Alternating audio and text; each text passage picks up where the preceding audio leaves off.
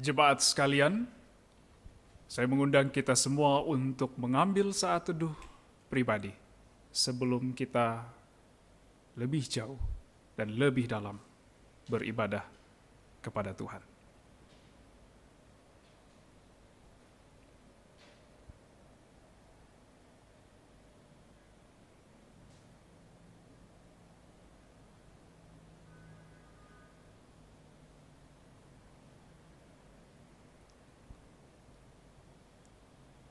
Saat teduh selesai. Kita bersama mengucap syukur kepada Tuhan yang telah menghimpun dan mengumpulkan kita bersama-sama dari berbagai tempat untuk beribadah kepadanya. Mari kita bersama-sama menaikkan pujian pembukaan. Pujian yang berjudul, Adakah Tempat Baginya?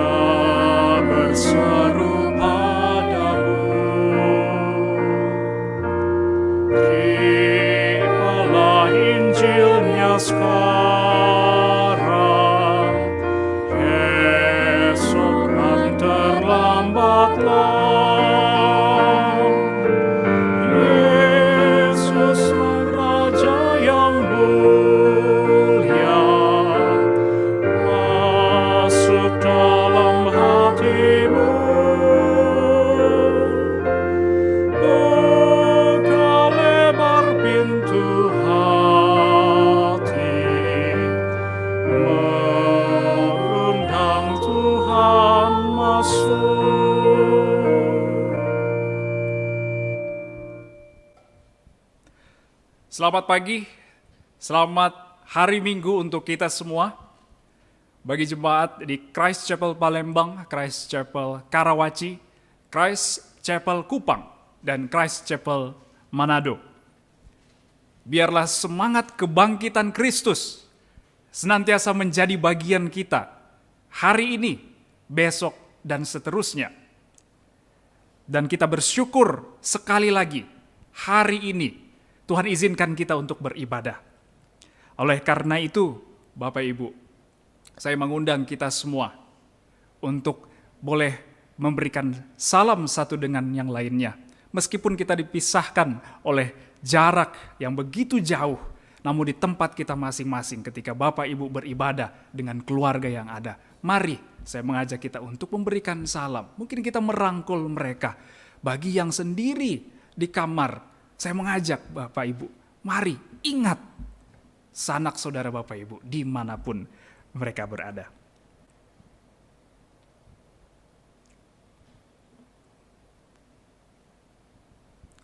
Baik, saya mengundang kita semua untuk tetap berdiri. Tuhan memanggil kita untuk beribadah. Panggilan beribadah diambil dari 1 Tawarik pasal 29 ayat 11 sampai 13. Kita akan membacanya secara bergantian. Ya Tuhan, punyamulah kebesaran dan kejayaan, kehormatan, kemasyuran dan keagungan, ya segala-galanya yang ada di langit dan di bumi.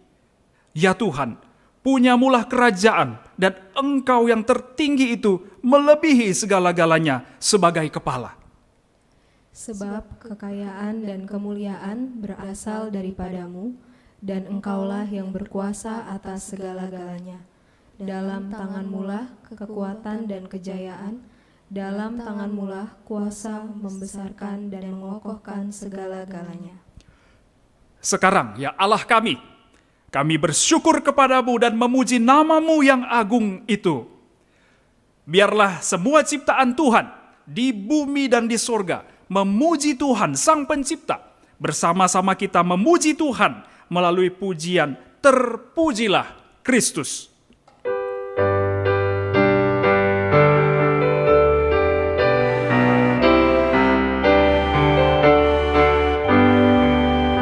Terpujilah nama Yesus, malaikat bersujud, sembahkan mata mulia, sembah hormat padanya, sembahkanlah kota mulia, beri hormat padanya.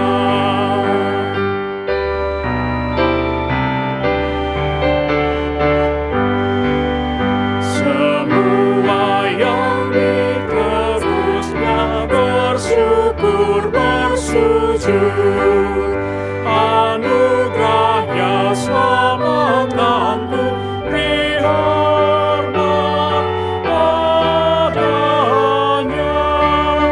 anugerahnya selamatkanku, beri hormat padanya. Bangsa-bangsa di dunia berhimpun bersujud. Bangsa-bangsa di dunia berhimpun bersujud.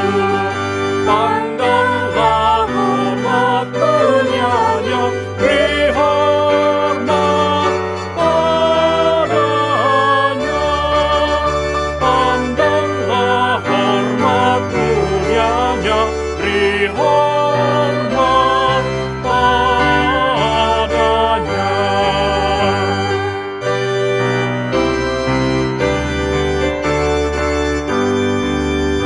Bersama umat di sorga bertelut bersujud, bagi domba yang disembelih, beri hormat padanya, bagi domba yang disembelih, beri hormat padanya.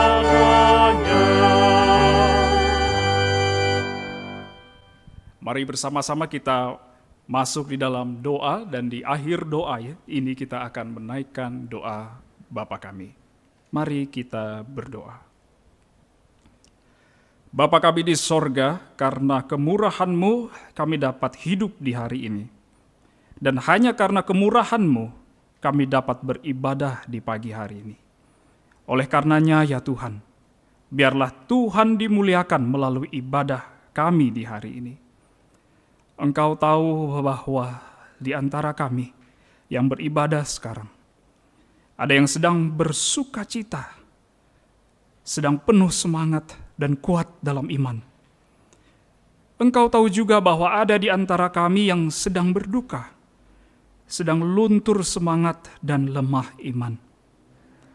Rangkulah kami, tuntunlah kami, dan layakkanlah kami untuk beribadah dengan benar sebagaimana yang Tuhan kehendaki. Inilah doa kami. Di dalam nama Tuhan Yesus Kristus, Allah yang telah mengajar kami berdoa demikian.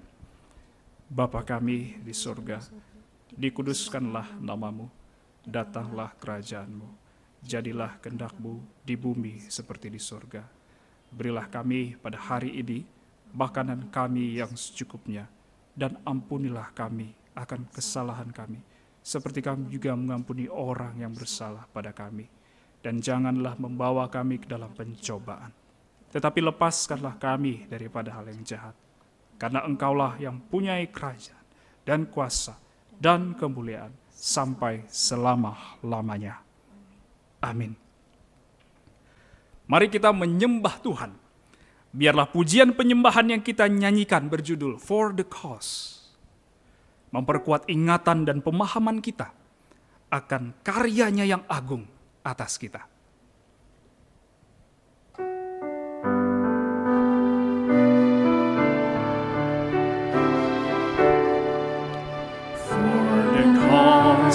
Of Christ the King, He gave our lives an offering, till all the earth resounds with ceaseless praise to the sky.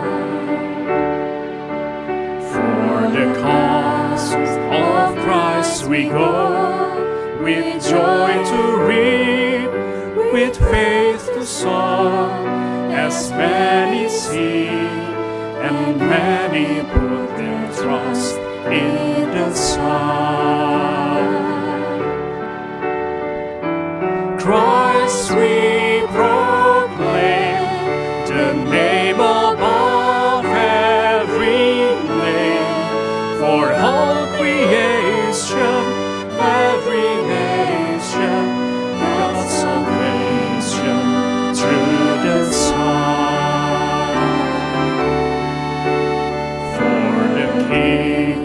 Once lifted high, to Christ of rage, of crucified, as every sin was laid on the cross.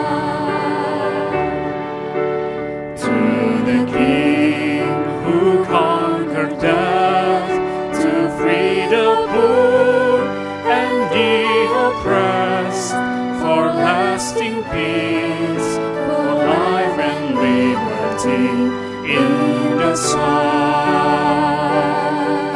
Christ we proclaim. Christ we proclaim, the name above every name, for all creation, every nation, God's salvation through the Son. Let it be my life's refrain, to live is Christ, to die is gain. Deny myself, take up my cross and follow the Son. Christ we proclaim, the name above every name, for all creation, every nation, God's salvation through the Son. Hanya di dalam Kristus kita memperoleh hidup yang sesungguhnya. Kita terus menaikkan pujian penyembahan kita kepadanya melalui pujian yang berjudul Karena Dia Hidup.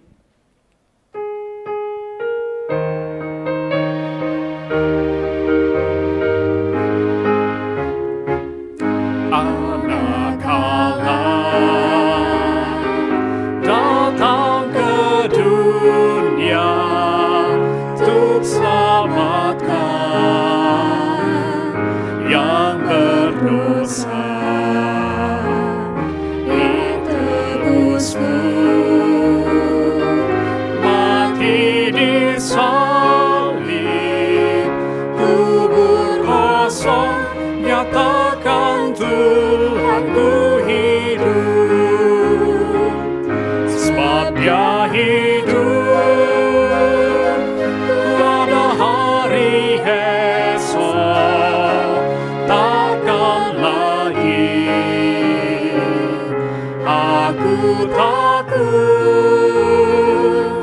dan ku tahu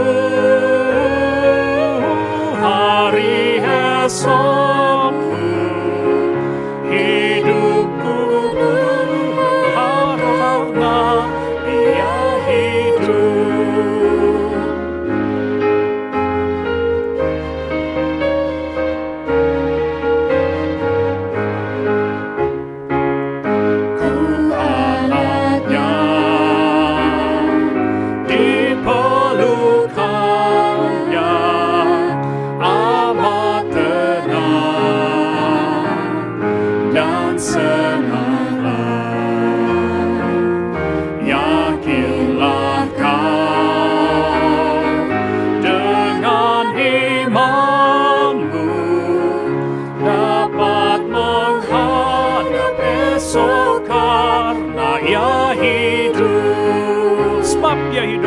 sebab Dia hidup. Ku ada hari esok, takkan lagi aku takut, dan ku tahu hari esokku, hidupku penuh harap karena Ia hidup. Tuhan memanggil kita kepada iman dan pertobatan. Kita masuk dalam pengakuan iman komunal. Terambil dari Katekismus Kecil Westminster, pertanyaan nomor 11 dan 12. Apakah karya providensia Allah itu?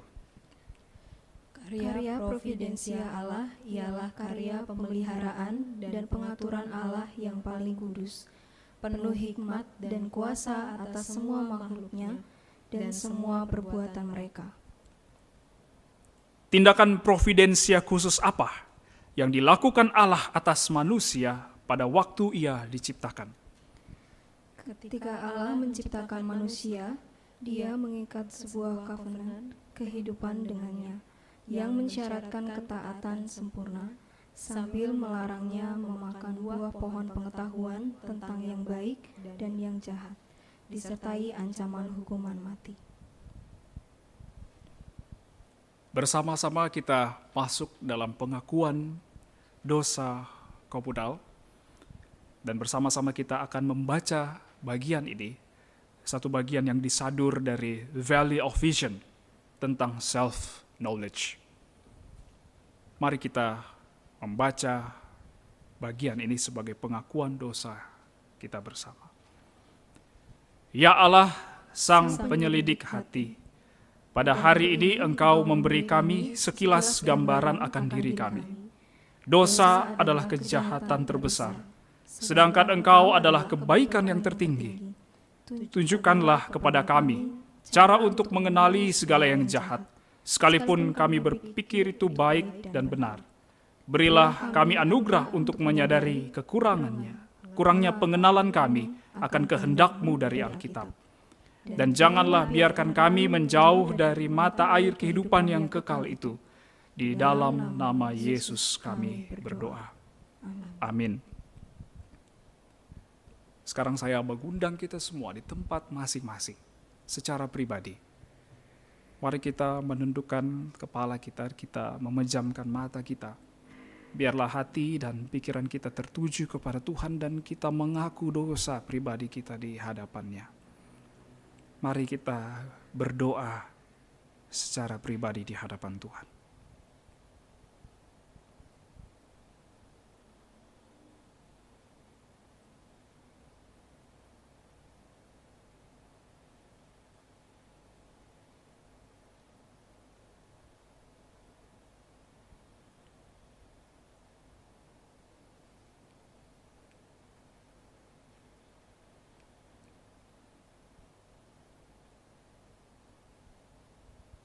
Amin.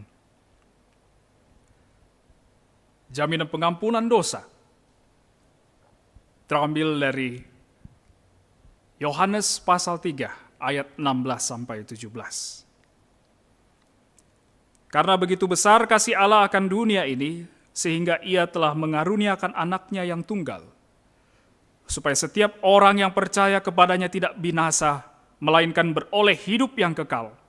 Sebab Allah mengutus anaknya ke dalam dunia, bukan untuk menghakimi dunia, melainkan untuk menyelamatkannya oleh Dia. Mari bersama-sama kita kembali masuk di dalam doa. Dan di dalam doa ini, biarlah hati kita terpaut bersama ketika kita mendoakan beberapa pokok doa. Mari kita satu di dalam doa.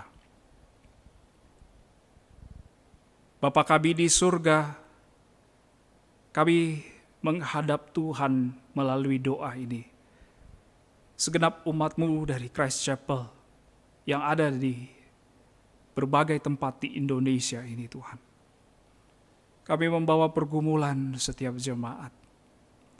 Di tengah-tengah pergumulan hidup yang Tuhan izinkan terjadi Tuhan. Di antara kami, apakah itu berupa sakit penyakit? Apakah itu terkait pergumulan tertentu di dalam pelayanan, di dalam relasi Tuhan? Kami bawa di hadapan Tuhan. Biarlah melalui setiap pergumulan yang kami hadapi, membawa kami semakin memandang hanya kepada Kristus. Membawa kami untuk semakin mengasihi Tuhan dan kuat di dalam iman. Oleh karena itu ya Tuhan, biarlah Roh Kudus-Mu yang terus menuntun dan menguasai kami ketika kami bergumul di hadapan Tuhan. Mereka yang sedang sakit, biarlah Tuhan boleh menguatkan mereka. Mereka yang sedang bergumul oleh karena relasi, biarlah Tuhan melembutkan hati. Mereka yang sedang kesulitan ya Tuhan, biarlah Tuhan yang mampukan mereka untuk boleh menghadapi itu dengan tidak berputus asa. Dan biarlah dari setiap mulut kami ya Tuhan, boleh senantiasa menaikkan syukur kepada Tuhan.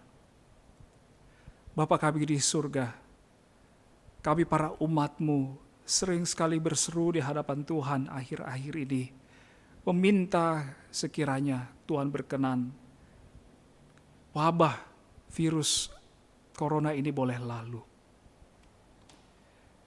Tetapi ya Tuhan, lebih dari permohonan itu, kami memohon di hadapan Tuhan, biarlah selama masa ini Tuhan, Tuhan boleh berbicara kepada kami secara pribadi. Kami boleh mengetahui isi hati-Mu. Kami boleh semakin mengenal Engkau ya Tuhan. Sehingga di tengah-tengah situasi yang menghimpit kami boleh terus bersukacita. Bahkan kami boleh terus menghasilkan buah yang Tuhan kehendaki. Mereka yang Tuhan izinkan untuk mengatasi hal ini, apakah mereka ini pemerintah? Secara khusus jemaat-Mu di Christ Chapel, mereka yang berada di bagian kesehatan, mereka yang juga terlibat secara spesifik Tuhan dalam menghadapi pergumulan ini, biarlah Tuhan yang melindungi mereka. Damai sejahtera daripada-Mu menjadi bagian mereka semua. Kami berdoa juga ya Tuhan, untuk setiap gereja di daerah kami masing-masing, bahkan di seluruh Indonesia ini Tuhan. Ketika mereka beribadah di rumah-rumah, sendiri ataupun bersama keluarga, biarlah mereka boleh tetap menikmati ibadah kepada Tuhan dan di dalam-Mu. Tatkala mereka terganggu oleh lingkungan sekitar mereka, ya Tuhan, biarlah Tuhan menolong mereka untuk dapat hanya berfokus kepada Tuhan. Dan melalui situasi kondisi ini kami semakin belajar akan makna keutuhan tubuh Kristus dan persekutuan yang intim di dalam Kristus. Melalui masa-masa ini Tuhan boleh mengarahkan kami dan bahkan menegur kami, untuk kami boleh memikirkan rutinitas agama, kerohanian yang kami lakukan hari demi hari, minggu demi minggu. Bahkan sudah bertahun-tahun kami lakukan. Tetapi melalui momen ini biarlah Tuhan beracara bagi kami, untuk kami boleh memaknai ibadah yang sesungguhnya di dalam Engkau. Terima kasih Bapa di surga ketika sebentar lagi akan kembali dididik dalam kebenaran firman-Mu. Biarlah Roh-Mu yang kudus, otoritas-Mu ya Tuhan, itu boleh jadi bagian kami ketika kami berhadapan dengan firman-Mu. Kami boleh tunduk di hadapan firman-Mu, di hadapan kebenaran firman yang hidup. Tuhan memberkati hamba-Mu, Pak Dalpin, yang akan menjadi alat-Mu hari ini untuk memberitakan kebenaran firman-Mu. Tuhan memberkati beliau, pakai dia untuk menyampaikan isi hati-Mu bagi kami. Dan selama kami mendengar, biarlah hati kami terus terpaut hanya kepada Tuhan. Terima kasih Bapa di surga, ini doa kami. Kami bersyukur menaikkan doa ini di dalam dan demi nama Tuhan Yesus Kristus. Amin.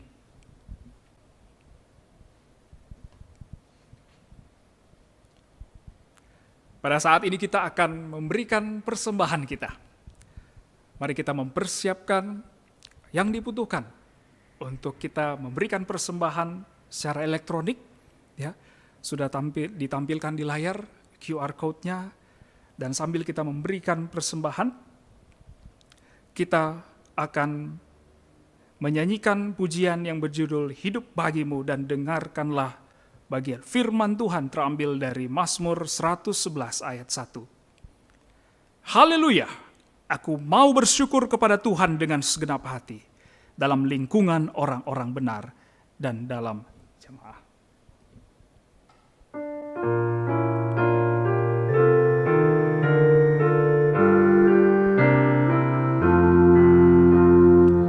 Hidup bagimu, serahkan diriku, seluruh hidupku perkenankanmu, dan ku mau setia turut kehendakmu, memikul salib ikut Tuhanku.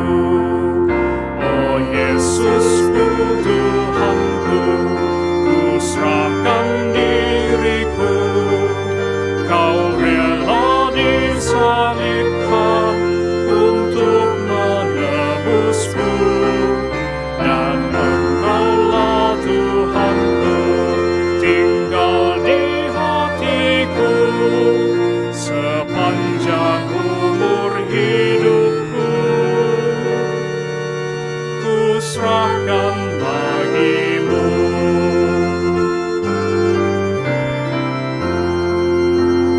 Hidup bagimu yang disalibkan,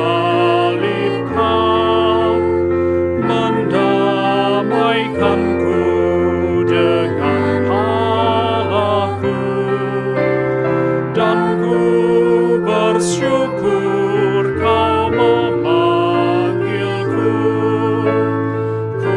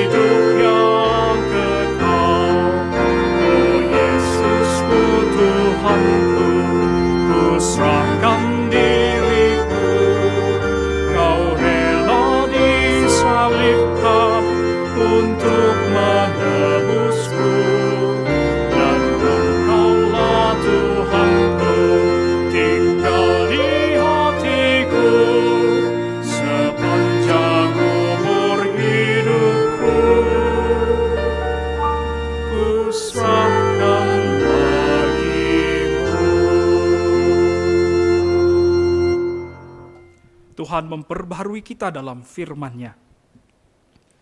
Dan setibalah saatnya kita sekarang untuk mendengarkan pemberitaan firman-Nya yang dibawakan oleh hambanya Bapak Dalpin Tanan dengan tema To Live is Christ.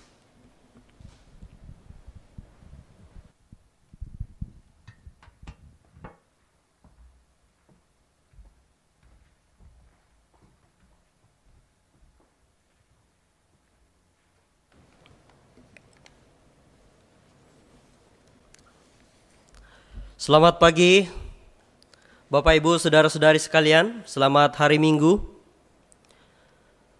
Saudara-saudari yang terkasih yang ada di Kupang, di Palembang, dan juga di Karawaci, ataupun Bapak Ibu, saudara-saudari yang berkesempatan mengikuti saluran ini sehingga kita bisa beribadah bersama. Kami ucapkan juga selamat pagi. Dan Bapak Ibu saudara-saudari sekalian, di Christ Chapel Manado kita sedang dalam eksposisi kitab Filipi. Ini kita akan lanjutkan setelah kita melewati beberapa minggu terkhusus dalam kita merayakan Jumat Agung dan kebangkitan Yesus Kristus.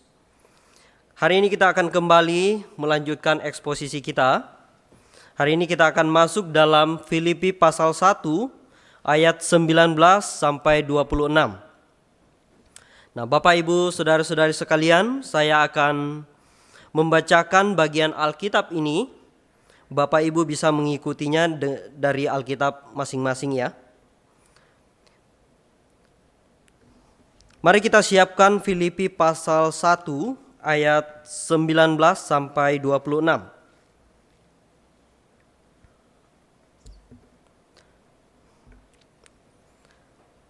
Saya akan bacakan untuk kita semua. Mulai dari ayat 19. Karena aku tahu bahwa kesudahan semuanya ini ialah keselamatanku oleh doamu dan pertolongan Roh Yesus Kristus. Sebab yang sangat kurindukan dan kuharapkan ialah bahwa aku dalam segala hal tidak akan beroleh malu, melainkan seperti sedia kala, demikian pun sekarang, Kristus dengan nyata dimuliakan dalam tubuhku, baik oleh hidupku maupun oleh matiku. Karena bagiku hidup adalah Kristus dan mati adalah keuntungan. Tetapi jika aku harus hidup di dunia ini, itu berarti bagiku bekerja memberi buah. Jadi mana yang harus kupilih? Aku tidak tahu. Aku didesak dari dua pihak. Aku ingin pergi dan diam bersama-sama dengan Kristus. Itu memang jauh lebih baik. Tetapi lebih perlu untuk tinggal di dunia ini karena kamu. Dan dalam keyakinan ini, taulah aku akan tinggal dan akan bersama-sama lagi dengan kamu sekalian, supaya kamu makin maju dan bersukacita dalam iman. Sehingga kemegahanmu dalam Kristus Yesus makin bertambah karena aku, apabila aku kembali kepadamu. Bapak Ibu saudara-saudari sekalian, bagian ini kita akan renungkan dalam judul To Live is Christ. Hidup adalah Kristus. Sebelum kita lanjutkan, mari kita minta pertolongan Tuhan dalam doa. Mari kita berdoa. Bapa di dalam surga, kami bersyukur pada pagi hari ini kami boleh beribadah kepada Tuhan, boleh bernyanyi dan boleh berdoa kepadamu. Kami boleh membaca bagian dari firman-Mu dan pada saat ini kami akan renungkan bersama. Tolong dan sertailah kami ya Tuhan, baik hamba-Mu yang berbicara maupun setiap umat-Mu yang mendengarkan. Berbicaralah kepada kami dan bersabdalah kepada kami ya Tuhan. Dalam nama Tuhan Yesus kami berdoa. Amin. Bapak, Ibu, serta saudari-saudari sekalian, setiap kita senang dengan benda-benda berharga. Dan saya yakin setiap kita di rumah masing-masing memiliki benda berharga yang kita jaga dengan baik. Bapak Ibu mungkin telah melakukan berbagai usaha untuk mendapatkan benda berharga tersebut. Mungkin membutuhkan waktu yang lama, tenaga yang tidak sedikit, atau bahkan ada pengorbanan yang orang lain tidak ketahui ketika kita mengusahakan benda berharga tersebut. Selain benda berharga, kita juga memiliki hal-hal lain yang berharga dalam hidup ini. Hal tersebut bisa kita katakan sama berharga dan bernilainya dengan benda-benda berharga itu sendiri, ya. Atau bahkan nilainya melebihi benda-benda berharga yang telah kita miliki. Hal lain yang berharga ini bagi kita mungkin merupakan suatu momen penting dalam hidup, ya. Mungkin merupakan satu kesempatan untuk mengunjungi satu tempat yang indah. Atau mungkin merupakan satu kesempatan untuk menyaksikan pertunjukan yang besar dan menarik.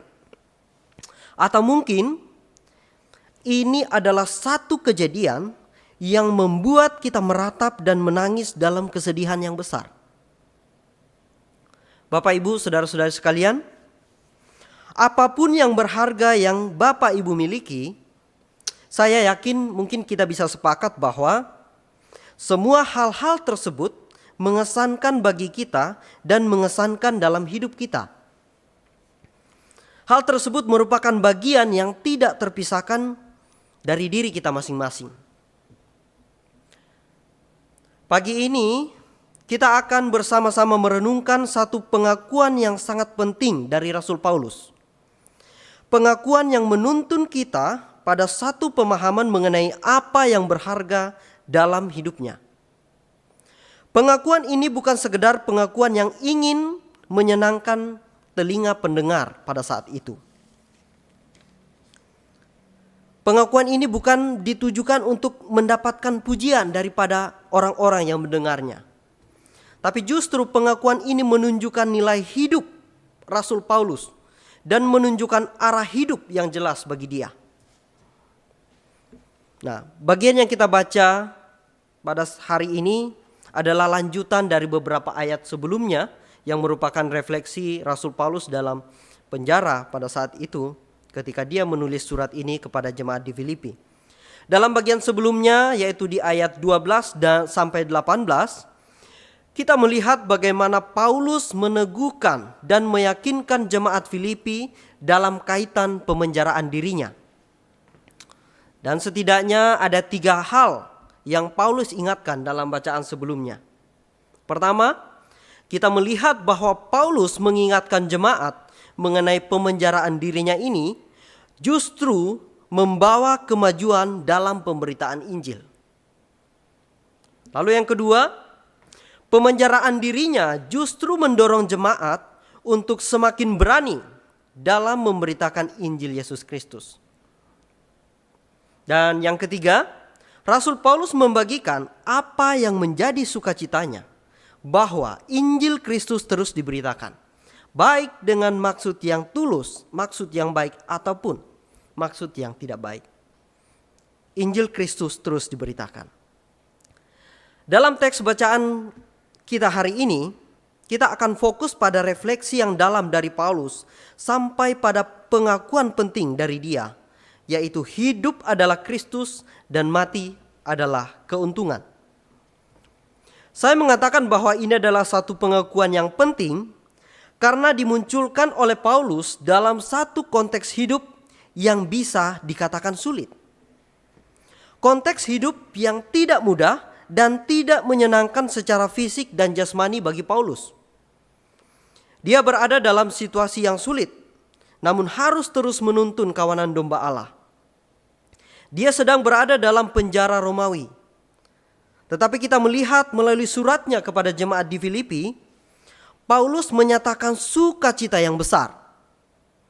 Terpancar semangat dan keteguhan hati dari Paulus dalam meneguhkan dan membimbing jemaat. Paulus memberikan semangat dan nasihat kepada jemaat Filipi sebagaimana yang akan kita renungkan dalam ibadah-ibadah selanjutnya. Jadi sebelum kita sampai kepada bacaan-bacaan setelah bacaan kita hari ini, kita akan menemukan bagaimana Rasul Paulus memberikan berbagai macam nasihat kepada jemaat di Filipi. Bagaimana seorang yang terpenjara ini memberikan berbagai macam peneguhan kepada jemaat. Tetapi sebelum dia memberikan berbagai macam nasihat itu, penting sekali di hari ini kita melihat orang seperti apa diri Paulus ini. Bagaimana dia menggumulkan hidupnya di hadapan Kristus. Saya mau kita memperhatikan hal ini, Bapak Ibu, saudara-saudari sekalian. Konteks relasi Paulus dan jemaat Filipi menjadi peringatan penting bagi kita sekalian. Bahwa bagaimana kita berespon jika kita sedang berada dalam situasi yang sulit. Bagaimana sikap kita terhadap situasi hidup yang tidak sesuai dengan harapan kita. Apa yang menjadi fokus kita? Ketika sedang berada dalam kondisi yang tidak menyenangkan, bagaimana reaksi kita? Saudara-saudari sekalian, penting untuk kita memeriksa diri kita. Bagaimana respon dan sikap yang kita miliki ketika kita berada dalam satu sikap yang sulit, satu keadaan yang sulit. Apakah kita akan banyak mengeluh atau menyerah dengan keadaan, atau bahkan kita menyalahkan orang lain di sekitar kita? Sekali lagi, melalui perenungan kita dalam kitab Filipi ini, kita akan bersama-sama belajar bahwa justru dengan keadaan yang sulit, ada sukacita yang dialami oleh Rasul Paulus bersama dengan jemaat. Sukacita itu tidak ditentukan oleh hal-hal lahiriah dan hal-hal yang nampak secara kasat mata bagi Paulus, ya. Sukacita yang dia miliki adalah sukacita yang terpancar dengan cemerlang, walaupun sedang terkurung dan terkekang dalam penjara, tidak bebas. Namun, kita bisa mengajukan pertanyaan yang penting, Bapak Ibu.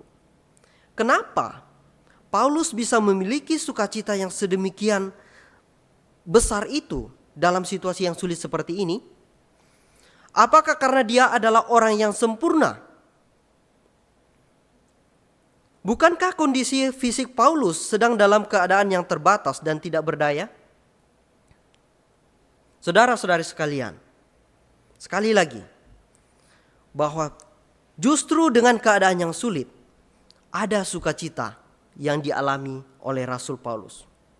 Respon yang dia berikan adalah menaikkan ucapan syukur kepada Kristus yang dia layani. Bahkan dalam khotbah-khotbah sebelumnya, topik tentang sukacita sudah kita beberapa kali dengarkan. Kita sudah membaca beberapa penekanan mengenai sukacita yang dirasakan oleh Rasul Paulus. Kita bisa melihat dalam pembahasan sebelumnya, ada sukacita yang dia rasakan karena anugerah Allah pada jemaat di Filipi. Apa yang terjadi kepada jemaat di Filipi itu karena campur tangan Tuhan. Itulah anugerah Tuhan bagi mereka. Dan di sana juga selanjutnya juga kita melihat bahwa ada sukacita karena persekutuan jemaat dalam berita Injil. Bagaimana jemaat menggumulkan dan terus mengambil bagian dalam pemberitaan Injil. Rasul Paulus bersukacita karena itu. Lalu juga kita melihat ada sukacita yang dia rasakan karena Injil Kristus terus diberitakan. Dalam bacaan kita hari ini, kita juga akan menemukan hal lain lagi, ya, yang membentuk sukacita dari Paulus dalam melayani jemaat di Filipi. Hal ini sungguh berharga dan bernilai bagi seorang Paulus dalam hidupnya. Kita akan masuk lihat satu persatu dalam pembacaan bagian kita.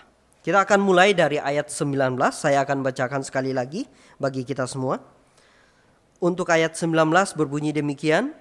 Karena aku tahu bahwa kesudahan semuanya ini ialah keselamatanku oleh doamu dan pertolongan Roh Yesus Kristus. Bapak Ibu sekalian, di sini kita menemukan ungkapan mengenai keselamatan yang disampaikan oleh Paulus kepada jemaat di Filipi. Paulus memiliki satu keyakinan mengenai arah dari apa yang dia kerjakan. Dia tahu akhir ceritanya seperti apa.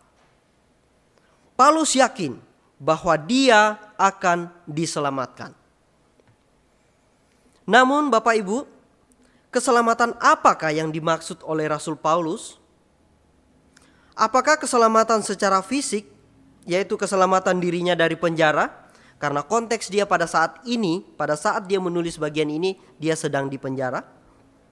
Ataukah keselamatan yang Paulus maksudkan adalah keselamatan dalam ranah rohani, yaitu keselamatan jiwanya dalam kekekalan? Tentu pembaca dalam hal ini jemaat ya bisa saja sampai pada dua pertanyaan ini ya. Jemaat tentunya sedang memikirkan konteks dan kondisi Paulus yang sedang dipenjara. Keselamatan apa yang dimaksud oleh Paulus? Arah dari pernyataan Paulus ini memang tidak secara gamblang, Bapak Ibu.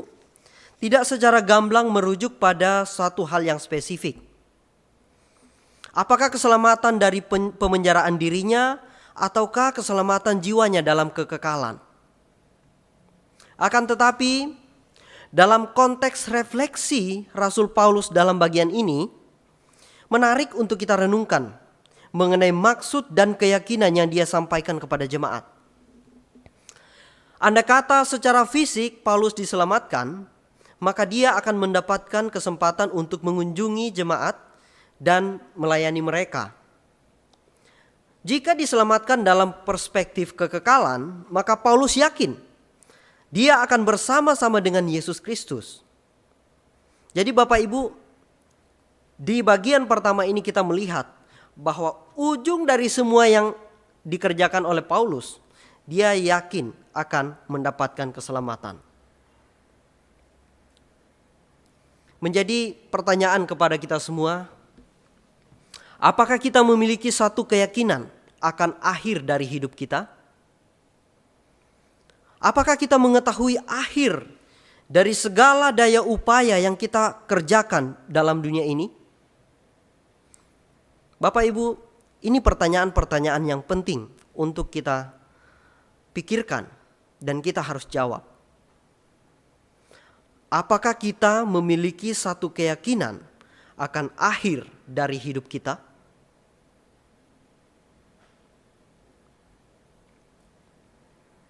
Saya akan lanjutkan sampai pada ayat yang ke-20. Saya akan bacakan kepada kita semua. Sebab yang sangat kurindukan dan kuharapkan ialah bahwa aku dalam segala hal tidak akan beroleh malu, melainkan seperti sedia kala, demikian pun sekarang, Kristus dengan nyata dimuliakan dalam tubuhku, baik oleh hidupku maupun oleh matiku. Bapak Ibu, melalui ayat ini kita melihat dua kontras ya, atau dua hal yang sulit disatukan, atau dua hal yang saling bertolak belakang. Tetapi justru Rasul Paulus letakkan dua hal yang seolah-olah tidak bisa disatukan ini, justru Rasul Paulus satukan dalam satu wadah ya. Paulus satukan menjadi satu kesatuan yang utuh. Di sini kita melihat Paulus menyandingkan hidup dan mati. Hidup dan mati menjadi satu dan tidak terpisahkan oleh apapun. Hidup dan mati bagi Paulus memiliki satu arah yang pasti, bahwa baik hidup maupun matinya, Kristus yang dimuliakan dalam tubuhnya. Ketika dia hidup, dia mau mempermuliakan Kristus. Dan ketika dia mati pun, Kristus dimuliakan. Bapak Ibu sekalian, memuliakan Kristus tidak dibatasi dalam satu momen dalam hidupnya. Sejak dari perjumpaan dengan Kristus, Paulus mengatakan bahwa dalam segala hal tidak akan beroleh malu, melainkan seperti sedia kala, demikian pun sekarang Kristus dimuliakan. Saudara, kita mencermati bahwa pernyataan Paulus ini menggambarkan satu kontinuitas serta konsistensi dalam menghormati dan memuliakan Kristus. Ini adalah proses yang berkelanjutan secara terus-menerus dalam hidupnya. Bagaimana dia hidup dan bahkan sampai matinya pun dia menekankan seperti ini Bapak Ibu. Bahwa baik matinya Kristus tetap dihormati. Dalam matinya pun Kristus dihormati. Ini menjadi peringatan penting bagi kita semua. Menghormati Yesus Kristus dalam hidup tidak hanya terletak pada satu aspek atau satu bagian dalam hidup kita. Menghormati Yesus harus menjadi bagian yang utuh dalam hidup kita.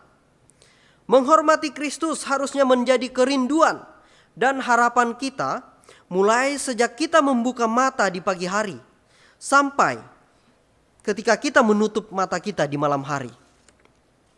Saat kita mengerjakan tugas pekerjaan kita sehari-hari, saat Bapak Ibu bekerja, saat Bapak Ibu harus meninggalkan rumah untuk pergi bekerja di tempat masing-masing. Saat kita bersekutu beribadah seperti sekarang ini. Saat kita berada seorang diri dalam kamar kita. Ataupun saat kita berkumpul dengan rekan-rekan yang lain. Kita harus menghormati dan memuliakan Kristus. Tidak ada satu area yang berhak kita klaim bahwa ini tidak ada urusannya dengan Tuhan. Karena kita harus ingat, saudara-saudara sekalian, Kristus berkuasa atas setiap hal dalam hidup kita. Oleh karena itu, hormatilah Dia dan taatlah kepadanya. Biarlah hidup kita sungguh-sungguh menjadi hidup yang mempermuliakan Dia. Sehingga sampai pada kematian kita pun Kristus yang dihormati dan dimuliakan. Dan biarlah kita juga dimampukan untuk berkata bahwa aku memiliki kerinduan dan harapan memuliakan Dia dalam tubuhku, baik oleh hidup maupun matiku. Bapak Ibu, dalam ayat yang ke-21 kita membaca seperti ini. Karena bagiku hidup adalah Kristus dan mati adalah keuntungan. Nah, dalam bagian ini Paulus memberikan penekanan penting mengenai makna dari nilai hidupnya di dalam Kristus. Dia meyakini hidup adalah Kristus dan mati adalah keuntungan. Itu adalah merupakan pengakuan yang berani dan pengakuan yang murni dari pribadi Paulus. Kembali kita melihat di sini Paulus melakukan perbandingan antara hidup dan mati. Dan yang menarik serta penting untuk kita perhatikan Bapak Ibu, bahwa di sini kita menemukan satu jawaban dari pertanyaan yang sempat saya utarakan di awal, mengenai apakah yang membuat sukacita Paulus dalam melayani jemaat. Ternyata di sini kita menemukan sukacita Paulus dalam melakukan setiap hal yang dia kerjakan karena hidupnya terfokus kepada Kristus. Hidupnya tertuju kepada Kristus. Kehidupan Paulus bukanlah masalah mencari kenyamanan atau kemajuan diri sendiri. Seluruh kehidupannya semua tentang mencari kemajuan kerajaan Kristus. Hidup bagi Kristus, bagi dia adalah hidup melayani Kristus.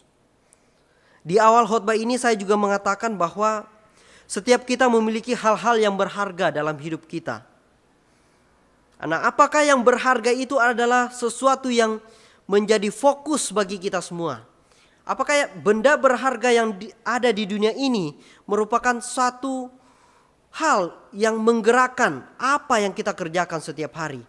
Itu yang memberikan kerinduan, bahkan itu adalah harapan untuk kita bisa capai. Bapak Ibu, kita perlu sadar bahwa semua yang berharga dalam dunia ini tidak ada artinya di luar dari Yesus Kristus yang mulia. Jika kita menghabiskan banyak waktu dan tenaga dengan hal-hal yang berharga di dunia ini, sekali lagi sadarlah bahwa semua itu fana. Semuanya akan sirna di hadapan Allah yang Maha Kuasa. Saudara-saudari sekalian, hidup kita ini harus diarahkan kepada Kristus yang berdaulat atas segala sesuatu di dunia ini. Hanya melalui Yesus Kristus kita mendapatkan bagian dalam kekekalan. Dia berkuasa untuk menyelamatkan Anda dan saya.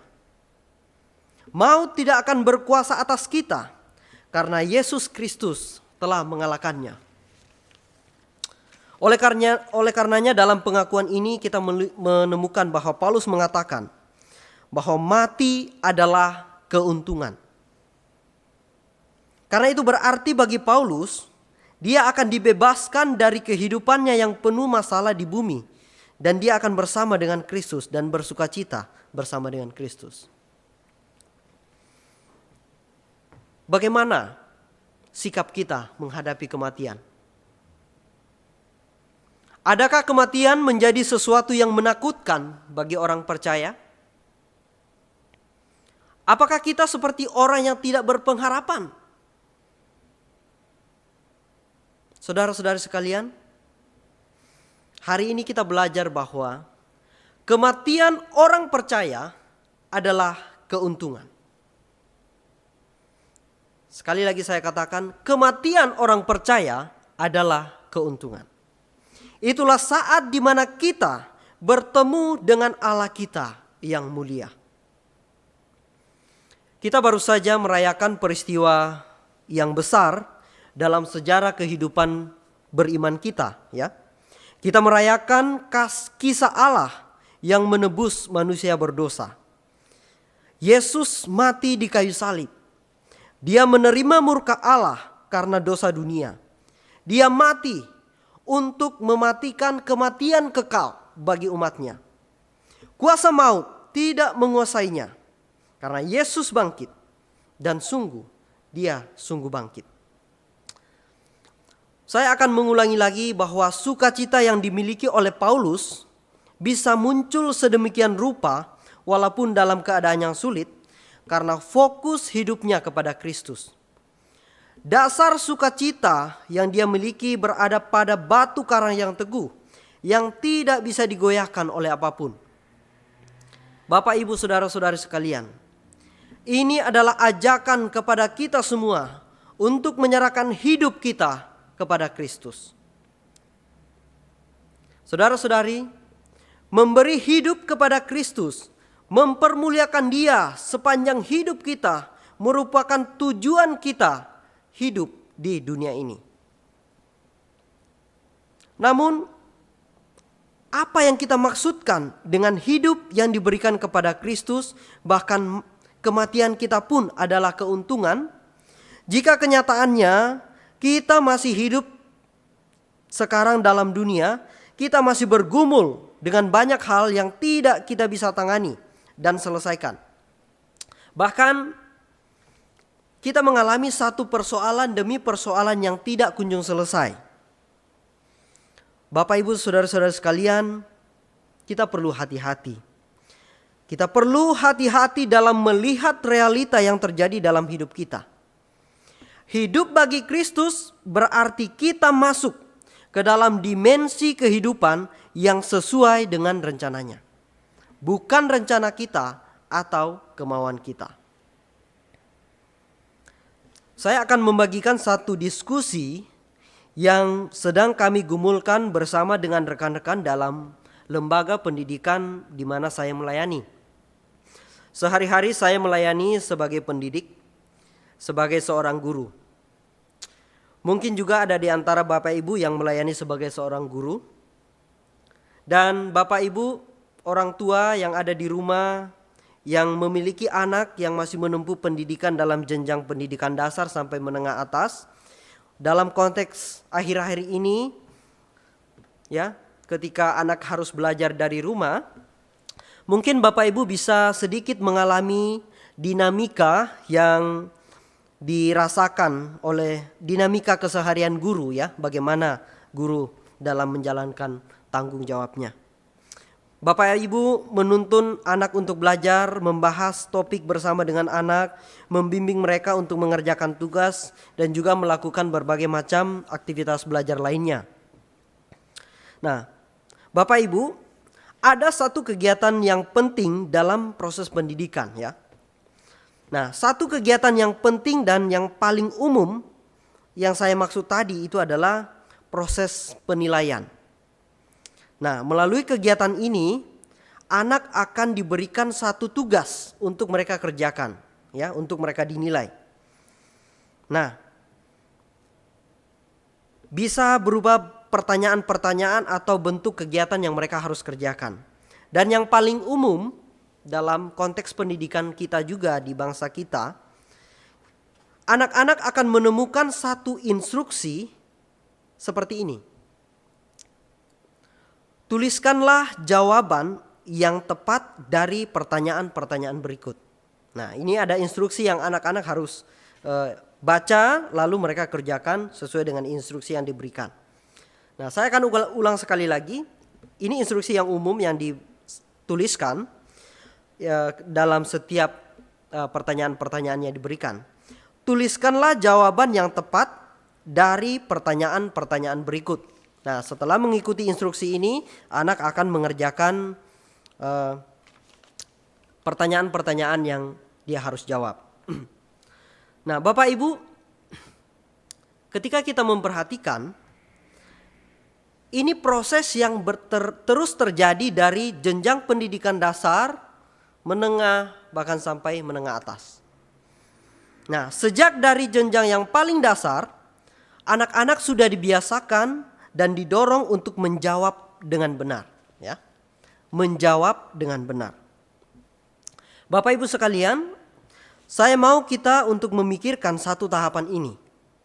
Ya, tahapan tentang apa? Yaitu tahapan tentang budaya yang dilakukan untuk menjawab dengan benar. Saya katakan tanda kutip gitu ya, karena ini perlu kita perhatikan.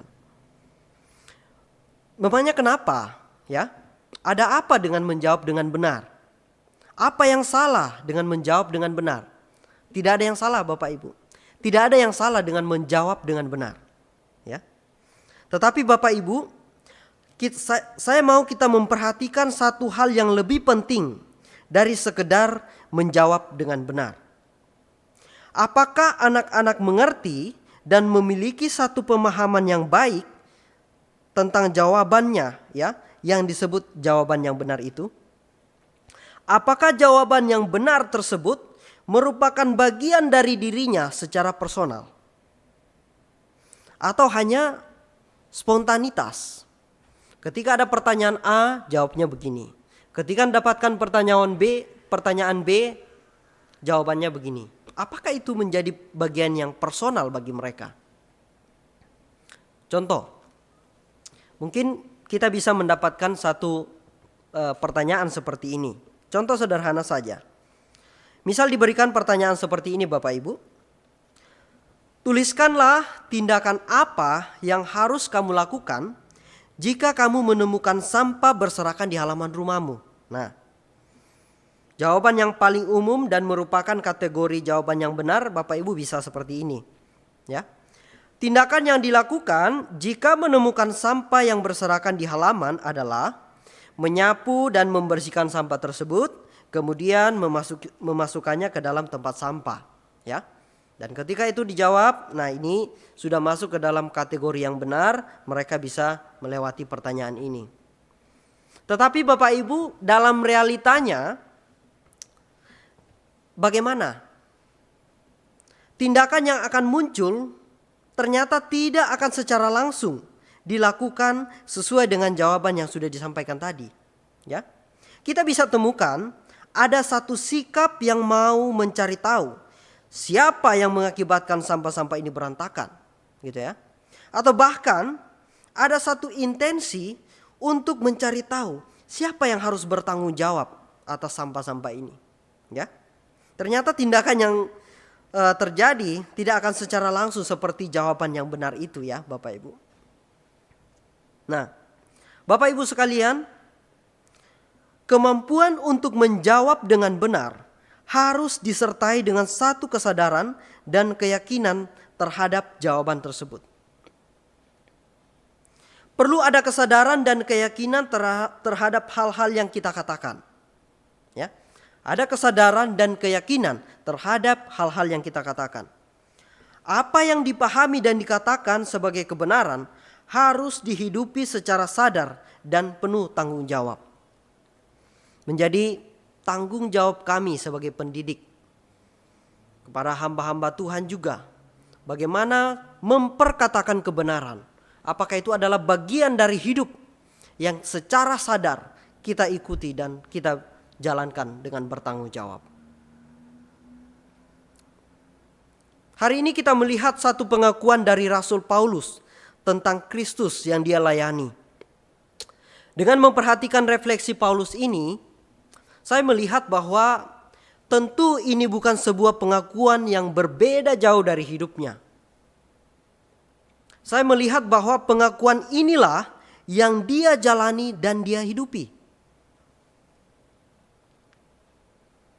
Pengakuan yang Paulus sampaikan kepada jemaat itu benar-benar merupakan suatu hidup yang dia alami. Jadi Bapak Ibu Saudara-saudari sekalian, dari teks kita hari ini, ya, kita belajar bahwa kita belajar makna dari hidup adalah Kristus. Ya. Kita belajar ketika kita mengatakan bahwa hidup adalah Kristus. Itu berarti Bapak Ibu, yang pertama, kita yakin akan akhir dari semua yang kita lakukan. Kita akan mendapatkan keselamatan. Ya, karena keselamatan hanya ada di dalam Kristus. Ketika kita mengatakan bahwa hidup adalah Kristus, itu berarti kita memiliki kerinduan dan harapan untuk menghormati Dia. Sehingga dalam hidup maupun mati kita, Kristus yang dimuliakan. Kiranya Roh Kudus, Roh Kristus yang memampukan Paulus, Roh itu juga menolong kita untuk berani berkata bahwa bagiku hidup adalah Kristus dan mati adalah keuntungan. Selanjutnya Bapak Ibu, dalam ayat 22 saya akan bacakan. Tetapi jika aku harus hidup di dunia ini, itu berarti bagiku bekerja memberi buah. Jadi mana yang harus kupilih? Aku tidak tahu. Kita perhatikan dengan baik-baik Bapak Ibu. Paulus sadar bahwa keberadaan dirinya memiliki satu tugas yang harus dia kerjakan, yaitu memberi buah. Pribadi yang menyerahkan diri kepada Kristus akan memancarkan keindahan dari Yesus Kristus. Yaitu apa? Melayani sekuat tenaga. Yaitu apa? Bekerja memberi buah. Sekali lagi saya akan bacakan. Tetapi jika aku harus hidup di dunia ini, itu berarti bagiku bekerja memberi buah. Jadi mana yang harus kupilih? Aku tidak tahu. Selanjutnya di ayat 23 dan 24 dikatakan, aku didesak dari dua pihak. Aku ingin pergi dan diam bersama-sama dengan Kristus. Itu memang jauh lebih baik. Tetapi lebih perlu untuk tinggal di dunia ini karena kamu. Menarik Bapak Ibu untuk kita renungkan dilema yang dialami oleh Paulus ini. Dia mengerti bagaimana harus menjalankan hidupnya. Dan dia juga mengerti bagaimana menghadapi kematian. Dia mengerti tujuan hidupnya untuk memberi buah. Tetapi di satu sisi dia juga didesak, ya, untuk tinggal diam bersama dengan Kristus. Jadi Paulus akan pilih yang mana Bapak Ibu? Ini dua-duanya adalah pilihan yang baik, sehingga menjadi pilihan yang sulit. Mana yang harus dia pilih? Dalam bacaan kita sudah membaca bahwa Paulus berkata, kita menemukan apa yang Paulus katakan. Dia berkata bahwa lebih perlu untuk tinggal di dunia ini karena kamu. Bapak Ibu Saudara-saudara sekalian, saya merenungkan bahwa ini satu pengakuan yang sangat penting, ya, untuk kita perhatikan. Bagaimana mungkin seseorang bisa mampu memutuskan, ya, mampu memutuskan satu perkara yang begitu rumit dan penting seperti ini? Dua-duanya baik, ya. Tetapi bagaimana bisa mendapatkan satu keputusan yang penting dari dua hal yang dia harus pilih ini? Saya akan bacakan sekali lagi apa yang Paulus katakan dalam pergumulannya ini ya. Dia mengatakan seperti ini Bapak Ibu. Tetapi lebih perlu untuk tinggal di dunia ini karena kamu. Untuk mencermati pergumulan Paulus ini, saya akan bacakan ayat 25 dan 26 Bapak Ibu. Dan dalam keyakinan ini taulah aku akan tinggal dan akan bersama-sama lagi dengan kamu sekalian, supaya kamu makin maju dan bersukacita dalam iman. 26. Sehingga kemegahanmu dalam Kristus makin bertambah karena aku, apabila aku kembali kepadamu. Ternyata Bapak Ibu, kita menemukan di sini ada semangat untuk menyatakan Injil Kristus itu sendiri. Paulus yakin bahwa dia akan tinggal agar jemaat makin maju dan bersukacita dalam iman, supaya jemaat makin bertambah kemegahannya dalam Kristus. Semangat dalam menyatakan kebenaran Injil Yesus Kristus akan menolong kita untuk mengerti bagaimana mengambil tindakan dalam kondisi yang tidak mudah. Jadi Bapak Ibu, tentu dalam hidup kita menghadapi berbagai macam pilihan, bahkan itu bisa merupakan dilema yang mungkin kita tidak bisa putuskan. Harus mengambil tindakan seperti apa? Hari ini kita belajar bahwa semangat dalam menyatakan kebenaran Injil Yesus Kristus, ketika semangat itu kita miliki, Tuhan akan mampukan kita untuk kita bisa mengerti bagaimana mengambil tindakan dalam kondisi yang mungkin tidak mudah. Berharap kita perhatikan dan kita bisa menggumulkan bagian ini dalam hidup kita. Tentunya Bapak Ibu, ini juga adalah suatu karya Roh Kudus di dalam hati orang percaya untuk mampu mengerti kehendak Allah yang sejati. Roh Kudus mampukan kita semua. Roh Kuduslah yang berkarya dalam hati setiap kita sehingga kita mampu menyerahkan hidup kita kepadanya. Hidup yang berfokus pada Kristus akan menolong kita untuk melihat orang-orang yang kita layani di sekitar kita. Ya. Jadi Paulus dalam dilemanya akhirnya dia sampai pada satu keputusan bahwa dia akan tetap tinggal bersama jemaat. Karena demikianlah ketika Roh Kudus itu bekerja dalam hati kita, kita mendapatkan kebenaran dan kebenaran itu kita akan bagikan kepada orang-orang di sekitar kita. Kita mendapatkan kebenaran dan kebenaran itu menuntun kita untuk melakukan tindakan yang nyata. Paulus dalam hal ini akan tinggal bersama dengan jemaat supaya mereka makin bertambah, memiliki kemajuan dalam iman. Bagaimana Roh Kudus bekerja dalam hati Bapak Ibu? Ketika Bapak Ibu menemukan kebenaran, tindakan apa yang Tuhan inginkan untuk Bapak Ibu kerjakan? Mari kita menjadi pribadi yang taat kepada Dia. Biarlah kehadiran kita menjadi saluran berkat untuk membawa shalom dalam komunitas di mana kita berada, di rumah, di tempat kerja, bahkan dalam konteks bangsa dan negara kita. Biarlah kehadiran anak Tuhan sungguh-sungguh memberikan dampak yang nyata. Bapak Ibu sekalian, saya mengajak kita semua untuk melihat di sekitar kita. Di tengah-tengah kondisi pandemi saat sekarang ini, mungkin ada keresahan, kekhawatiran dan kecemasan yang sedang terjadi. Ingatlah Bapak Ibu, kepada siapa kita menyerahkan seluruh kehidupan ini. Ingatlah, Tuhan menopang seluruh ciptaannya. Tuhan menjaga kita dengan hikmat bijaksana melalui peraturan dan ketentuan yang perlu kita taati bersama. Bahaya kematian mungkin juga menjadi pergumulan bagi saudara sekalian. Tapi kita perlu perhatikan, kalaupun kita mati karena pandemi, karena virus corona, ingatlah, kita di dalam Kristus. Kemudian jika Tuhan izinkan untuk kita hidup di tengah-tengah pandemi, hari ini kita harus belajar, hari ini kita harus bekerja. Melalui perenungan kita hari ini Bapak Ibu, kita diingatkan dan kita belajar bahwa kita berkata, bagiku hidup adalah Kristus. Dan itu berarti aku memiliki keyakinan akan apa yang aku lakukan. Akhir dari hidupku, aku memiliki keyakinan bahwa aku di dalam Kristus dan aku akan mendapatkan keselamatan. Keselamatan hanya melalui Yesus Kristus. Di tengah-tengah pandemi seperti ini, kita mengatakan bagiku hidup adalah Kristus.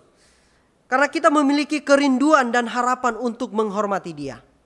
Sehingga dalam hidup maupun mati kita pun, Kristus yang dimuliakan. Saudara-saudara, jika kita diizinkan hidup di tengah-tengah pandemi ini, kita memiliki semangat untuk memberitakan Injil Kristus. Kita memiliki semangat untuk menyatakan kebenaran dalam hidup kita, dalam pelayanan, dalam pekerjaan yang dipercayakan kepada kita. Kiranya perenungan ini menuntun kita untuk memiliki keteguhan. Bagaimana kita akan menjalankan hidup kita, kesempatan yang Tuhan berikan kepada kita. Tuhan kiranya memampukan kita untuk memiliki fokus yang jelas dalam memaknai hidup dalam Kristus. Di akhir khotbah ini saya ingin mengajak kita semua untuk sungguh-sungguh menggumulkan mengenai hidup kita di dalam Yesus. Saudara-saudara sekalian, apa yang berharga dalam hidupmu? Bagaimana Kristus berharga dalam hidupmu? Saudara-saudara, jangan biarkan hidupmu terpaut pada hal-hal yang berada di luar Kristus. Jika saudara percaya kepada Kristus, hiduplah bagi Kristus. Layanilah Dia dalam segala lakumu. Dan jika saudara belum di dalam Kristus, belum menerima Yesus Kristus sebagai Tuhan dan Juru Selamat, datanglah kepadanya. Serahkanlah hidupmu bagi Kristus. Dia berkuasa atas seluruh ciptaan di dunia dan berkuasa atas hidupmu. Hiduplah bagi Kristus. Layanilah Dia dalam segala lakumu. Biarlah semakin hari kita semakin mengasihi Yesus Kristus. Kasih kepada Kristus sungguh-sungguh nyata dalam pelayanan kita dan dalam tindakan kita setiap hari. Tuhan memberkati. Amin. Mari bersama-sama kita bersyukur untuk pemberitaan firman hari ini. Kita datang kepada Tuhan dalam doa. Mari kita berdoa. Bapa di dalam surga, kami bersyukur, berterima kasih. Kami sudah membaca kebenaran firman-Mu dan kami boleh merenungkannya. Terima kasih ya Tuhan, selain kami diberikan waktu dan kesempatan untuk beribadah seperti ini, kami juga diberikan waktu dan kesempatan untuk kembali merenungkan makna hidup kami di hadapan Tuhan. Tuhan kiranya tolong dan mampukan kami untuk kami boleh memiliki arah yang jelas dalam hidup kami. Kami boleh berani berkata bahwa bagi kami hidup adalah Kristus. Dan biarlah sungguh-sungguh ya Tuhan, kehidupan kami benar-benar mencerminkan hidup bagi Kristus itu sendiri. Dipermuliakanlah Engkau ya Tuhan. Dalam nama Tuhan Yesus kami berdoa. Amin. Bapak Ibu sekalian, kita akan menaikkan pujian respon. Saya undang kita semua bangkit berdiri. Di rumah kita masing-masing mari kita bangkit berdiri dan kita menaikkan pujian respon ini, pujian yang berjudul Let It Be Jesus. Biarlah ini menjadi suatu pengakuan kita sekali lagi untuk sungguh-sungguh menyatakan Kristus di dalam hidup kita. Let it be Jesus.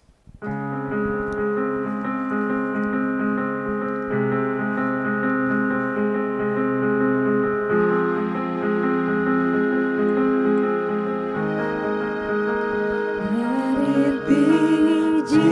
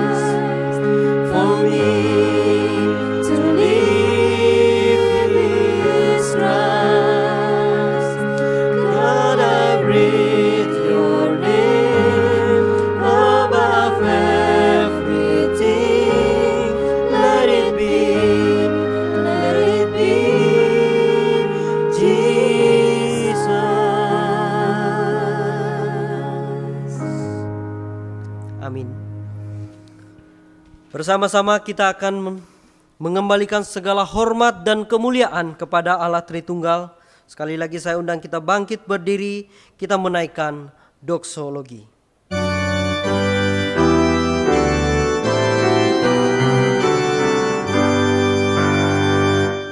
Puji Allah sumber berkat, puji Dia hai Sang Ciptaan, puji Dia hai Sang Malaikat, puji Bapa, Putra dan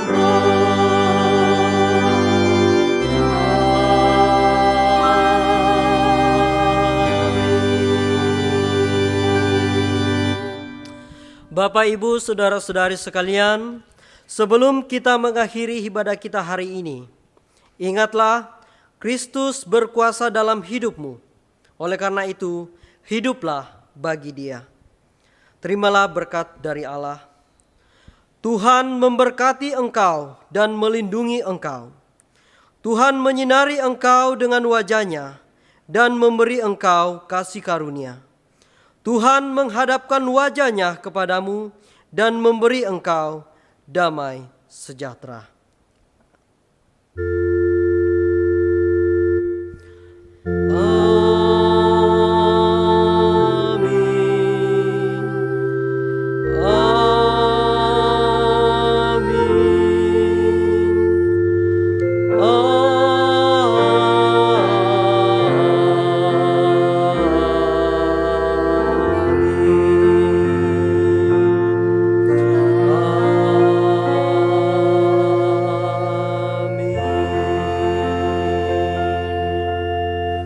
Silakan duduk Bapak Ibu, silakan mengambil waktu bersaat teduh. Selamat hari Minggu.